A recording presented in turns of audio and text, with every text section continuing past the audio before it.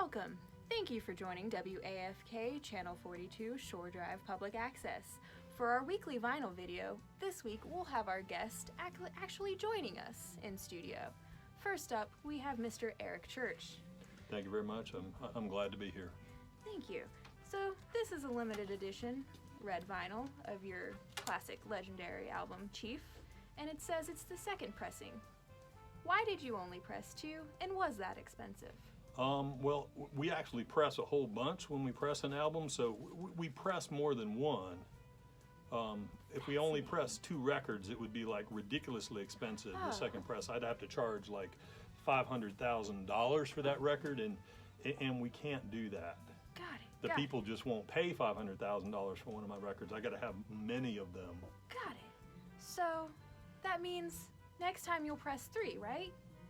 No, I think this interview is over. I think I'm done here. I don't think you get it. Bye. We're back with Jean Norris of Zane to talk about the reissue of her classic album, which contains the super hit, Hey Mr. DJ. It's pronounced Jeanne. Right. So how does it feel to be in such an iconic band? Do people recognize you on the street and say, hey, it's that gal from Zane?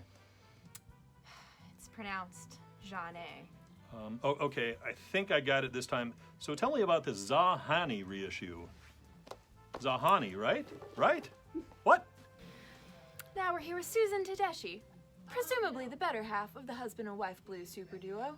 Susan, on this album, you've used a 12-piece ensemble. Wasn't that expensive? I found it's totally worth it for the full sound, and Taco Bell really isn't that expensive.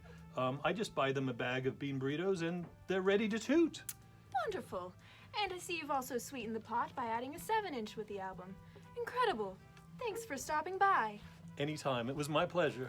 We're super excited to have Juliana Hatfield to discuss her new album, Sings Olivia Newton-John.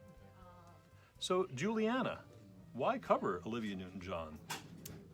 I've never not loved Olivia Newton-John. Her music brought me so much pure joy during my life. I loved her when I was a child, and I love her still. So tell us about this fine record. This record was pressed on limited clear vinyl, and it was only 100 of these have been pressed exclusively for stores like AFK. We love you, Olivia. We're here with Duran Jones of Duran Jones and the Indications. Glad to be here. So Duran, you have a new album coming out March 1st, American Love Call. And we heard you made your first outstanding album for $452.11 and a case of beer. How much did this one cost you? Well, we were able to slash costs quite a bit, and we made this album for $178.52 and a half-eaten Twinkie, which is pretty impressive. And to keep it authentic, we cut it right to stone tablet. Wow. Looking forward to listening to it. In the meantime, you can pick up this single, Don't Know, on limited yellow vinyl and before his album comes out in March. Thanks. Awesome. Yeah. Thank you. Great. We're back with Zach Levine, vocalist and drummer for Pine Grove, to discuss his new album, Skylight. Welcome, Zach. Thanks. All right. Now, Zach, your original band name was Dogwater. Why the change? I don't know, man. We just outgrew dogs, and we wanted to move to something a little quieter, like pine trees. Fascinating. So NPR says, explodes just as far as you can see the universe. Zach, how does that make you feel?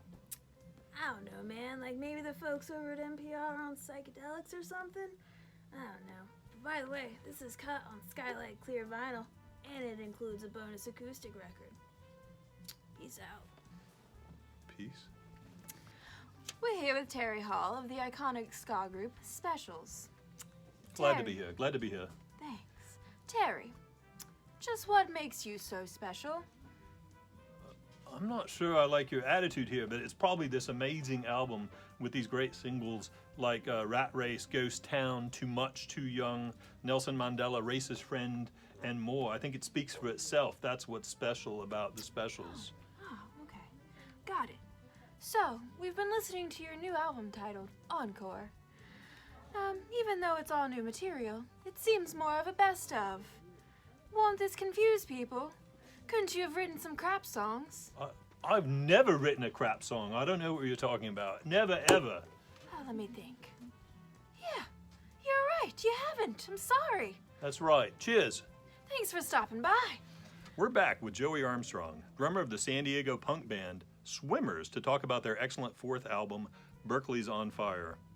You've stated you're influenced by the Beach Boys and the Ramones, but what about Green Day? I don't know. I'm not familiar with them. But aren't you the son of Billy Joe Armstrong of Green Day? Yeah, man, but I mean, he never let me listen to them. He said they were too mature. But aren't you 23? He's very domineering, man. Like, can we get back to talking about my music and how amazing this album is and how everybody just needs to go buy it? Well, it is great, but I think this pretty much wraps it up. Maybe you can come back some other day and talk about your dad? Yeah. We're back, and we're joined by none other than Ziggy Stardust to discuss the 180-gram reissue of Let's Dance. So, Ziggy, what's your favorite song on this album? I thought we were going to talk about my album. I think Suffragette City and Moon Age Daydream are tops. What about Modern Love and China Girl? I don't know those. Are they good? They're absolutely fantastic. I guess we'll catch you later. All right, I'm off to Mars. So we're joined by the Goblin King to discuss the reissue of Tonight. Your Highness, what's your favorite song off of this album? You remind me of the Babe. I thought we were going to talk about this album, Labyrinth. Where's Jennifer Connelly? But what an amazing cover of Brian Wilson's God Only Knows. What about Blue Jean? I don't wear blue jeans. Oh, well, sorry for the confusion, Goblin King. We'll see you next time. See ya. Now we're joined by Aladdin Sane to discuss the 180-gram reissue of Never Let Me Down. Aladdin, what's your favorite track of this record? Wait, I thought we were going to talk about this album. This is my album. Gene, Genie, and Cracked Actor are my favorite songs. No, Aladdin. We're here to hear your take on Time Will Crawl and Day In, Day Out. I don't know anything about that. I think I should just go. Bye, Aladdin. We love you. Bye. Joining us now is country singer Carl Hayes. Hayes Carl, it is. Sorry about that. Your new album is titled What It Is, so what is it? Well, it is what it is, and it ain't what it ain't. Beautiful thing it is.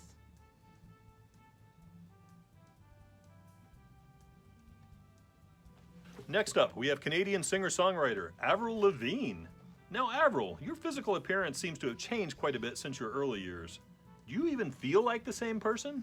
Of course I'm the same person. Why would you ask me that? I haven't changed at all. I'm exactly the same as I was years ago. Well, whoever you are, this is a really cool record. This was limited to only 1,000 copies, and it's pressed on white vinyl, so I think you did a good job there. Thank you. I hope you find yourself. I will. Awesome.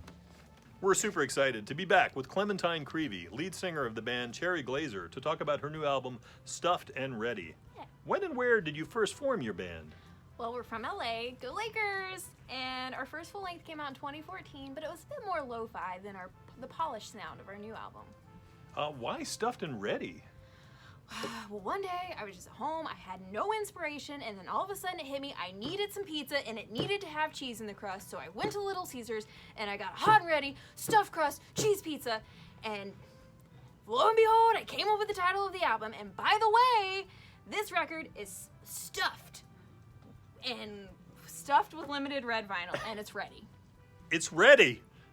We're joined by vocalist Nicola Sarcevic to talk about the new album SOS by Millencolin.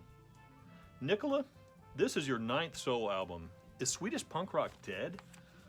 While it's true that the happiest place on earth and the planet is obsessed with death metal, I'm glad to report that punk rock is in fact alive and very much well. We're here to carry the torch with hot moshing tracks like Yanni and Laurel and Trumpets and Poutine. What's poutine? It's the fries, the pommes frites with the cheese curds and the grape. No. No. Has anybody ever heard of this? I have no idea what. We're joined by Dave Mustaine, lead guitarist of Megadeth. Dave, this is the first reissue of The World Needs a Hero in over 18 years. How does that make you feel? It actually makes me feel very, very old. Oh, so, these records were mastered by Ted Jensen, who also mastered Hotel California. Are you worried about a SoCal rock, soft rock vibe creeping in? No, we love soft rock. In fact, we're even going further with our next album, which will be entirely easy listening, folk ballads with flute and harp. It's going to be absolutely unbelievable. Wow. Off the chain. You heard it here first. Now, we have iconic punk group Hot Water Music and their first 2 releases on Epitaph Records, both on clear vinyl. Now, what exactly is Hot Water Music? Yeah? Wow, fascinating, Bukowski. Great. All right. See you next time. Sadly, none of the members of Methyl Ethyl or Pika Pika were able to join us today, but we've listened to both of their albums, and they're great. Next up, we have Florida Georgia Line's Can't Say I Ain't Country. And we have Tyler Hubbard, one of the founders of the band. Super glad to be here. Thanks for inviting me. Oh, you're so welcome. Tyler, it seems to me that you are not country. You can't say I ain't country. Well, I just did. You can't say I ain't country.